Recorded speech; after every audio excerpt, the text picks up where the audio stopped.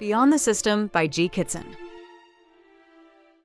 Chapter 8. My First Gate. She made no move to start a conversation, and I had no intention of starting one either. The silence between us settled into something almost comfortable. We simply waited as numbers were called one by one, each announcement sending another hunter to their feet and through the testing hall doors. Whenever those doors opened, I caught brief flashes of armored uniforms, tired faces, and nervous footsteps. My eyes wandered until they landed on something I hadn't noticed before. An electronic scoreboard mounted high along the far wall. Bright neon digits scrolled continuously, drawing the attention of nearly everyone who entered the lobby.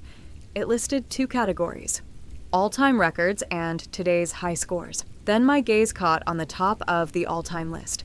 The number beside the first name glowed in cold blue light, so absurdly high that, for a moment, I thought I had misread it. 512,438. My lips parted before I could stop them. 500,000? That was insane. No, insane felt too small. What kind of monster produced a number like that during a test? An S rank? Could someone even start at S rank from the beginning?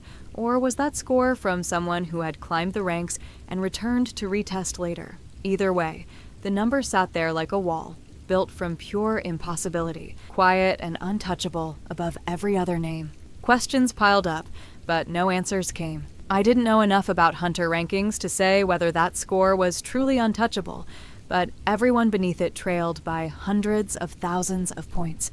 That alone made one thing clear. Whoever had achieved it was far from ordinary.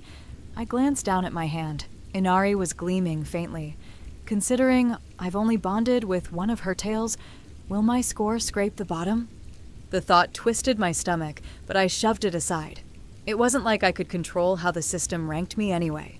I shifted my attention to today's high scores list, and my brow arched. 45,213. That was the best anyone had managed all day. Compared to the all-time leader, the difference was laughable. No, worse than laughable. It was terrifying. The gap between them was so wide, it barely felt like they belonged to the same scale. Were today's new Awakeners truly that weak? Or was this normal? Did most people start near the bottom and claw their way upward through training, experience, and whatever nightmares waited beyond the gates? Either way, the thought set my nerves jangling. Where would I land? Would I even measure up? A flicker of movement pulled my attention across the room. Several hunters sat scattered among the rows of chairs, their fingers tapping, swiping, and dragging through empty air. To anyone else, they might have looked strange, like they were playing with invisible glass. But I knew exactly what they were doing. They were accessing their system panels, stats, skills, titles. The private interface every awakened individual received the moment the world decided they were no longer ordinary. Everyone except me. I leaned back in my chair, suppressing a wry smile. Instead of a system window, I got a foxgirl. Cute trade, right? The warmth pulsing in my palm told me Inari agreed. Honestly, I wouldn't have it any other way. I couldn't stop imagining the day she could finally manifest outside of me. Just remembering how soft her fur had felt when she licked my fingers was enough to make my chest ache. Curling up with her as I slept, burying my face in that silver fluff. Yeah, that was something worth looking forward to. A ridiculous thought crossed my mind, and I smirked. What if she grows up to look like a younger version of her mother? I'd be in real trouble. Heat flushed through my body almost instantly, her presence flaring warmly inside me. I coughed, fanning my face with my hand. Okay, I was joking. Kind of. The bond between us thrummed like a second heartbeat. She always seemed to know exactly what I was thinking. Was it just because she was dormant inside me now? Or would it always be like this? Every stray thought open to her. Either way, she was the daughter of a goddess. If anyone had broken abilities, it was her. My musings shattered when a sharp beep echoed overhead. Number 127, a voice called. I glanced at my slip, the digits glowing faintly in my hand. My turn. I rose from my seat and let out a slow breath. My chest tightened with a strange mix of nerves and anticipation, each one feeding the other until I couldn't tell which I felt more. Before stepping forward, my eyes flicked once more toward the cherry blossom-haired girl. She looked back. Emerald eyes met mine, wide and nervous, before she quickly dropped her gaze to the floor. A smirk tugged at my lips. Someone who's that passive entering a world this dangerous would be swallowed by it before too long. At least, that was my first thought. Maybe there was more to her than her nervous smile and soft voice suggested. After all, no one awakened without reason. Something inside her had drawn the system's attention. I turned away, adjusting my bag on my shoulder, and stepped toward the open doors. Let's see how this goes. I muttered under my breath. The warmth in my palm pulsed. Inari's way of telling me she'd be there every step of the way. I followed the hallway signs until they funneled me into a wide staging area. All around me, fresh-faced Awakeners gathered in tight groups, adjusting armor, checking weapons, and whispering rushed strategies under their breath. The room buzzed with excitement and nerves, the kind of restless energy that came before people were sent somewhere dangerous. The reality of the test settled over me then. This wasn't a written exam. It wasn't a harmless registration form or some neat little measurement of numbers on a screen. This was a fight. At the end of the room, a cluster of desks waited beneath mounted monitors.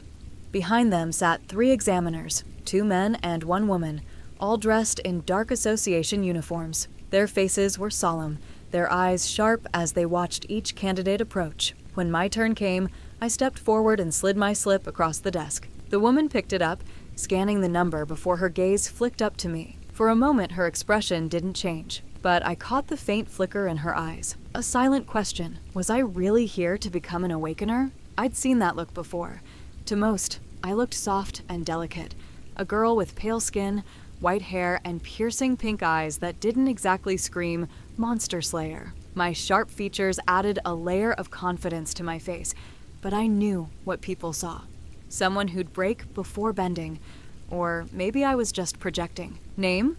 One of the men asked flatly. Chloe, I replied. Then, after a heartbeat of hesitation, I added the last name that had always felt right for this world. Chloe Veyra. Class. I didn't blink. Fire Mage. That got their attention. All 3 examiners leaned slightly forward, eyes widening in unison. Fire Mages were rare and notoriously powerful. Their murmurs overlapped. Good potential? Strong class? Valuable. I gave them a polite smile, hiding the twist of guilt in my stomach. If only you knew the truth. Fire? Yes, but not the kind you're used to. They waved me forward, stamping my slip, and I joined a group gathering near one of the gates.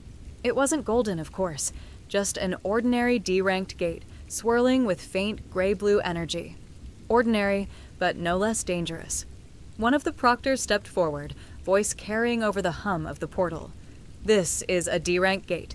For the purposes of your test, you will work together as a group to clear it. However, he paused, his gaze sweeping across us. Your contributions will be measured individually. Your performance inside will determine the rank stamped on your license. Murmurs rippled through the group. I caught more than one nervous swallow. He wasn't finished. If you want to push yourself to stand out, you may. But remember, this is only a test.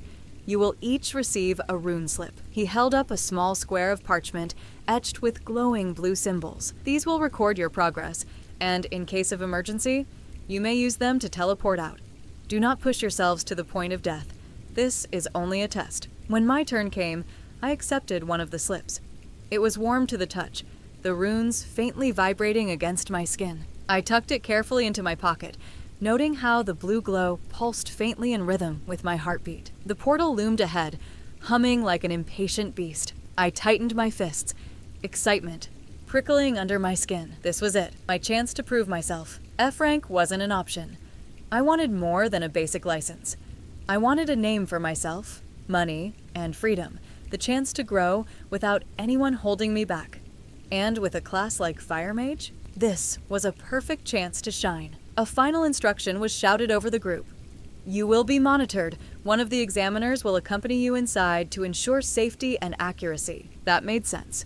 No way they'd throw a bunch of newbies into a gate unsupervised. Still, the thought didn't soothe my nerves. My hand drifted to the mark on the back of my palm, the fox tattoo glowing faintly, as if Inari were reminding me she was there. I whispered under my breath, low enough for only her to hear. Let's show them what we can do. The mark pulsed warmly in reply. We lined up, the group of 10 or so candidates shuffling nervously toward the gate. Some clutched weapons, Others flexed their fingers like they were warming up spells. The portal's energy swirled higher, a steady drone filling the room. I inhaled once, deeply, and stepped forward. This was no longer about smiling for tips or enduring sleazy bosses. This was about proving I belonged here. The examiner raised his hand, signaling us forward. Enter. The portal's light surged, and I walked straight into it.